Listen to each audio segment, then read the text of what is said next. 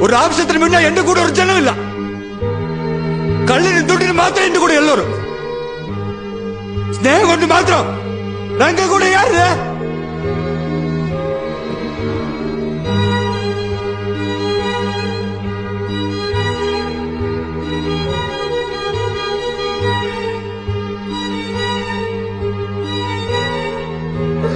നിങ്ങളാണ് കുറെ വർഷം മേലെ ക്യാഷുള്ള മിണ്ടിയത്. രംഗ. നിന്റെ പേരെന്താടാ? ബിബി. ശാന്തൻ. അജു. നിങ്ങൾ എന്നെ വലിയ ഫൂളാക്കില്ലേ?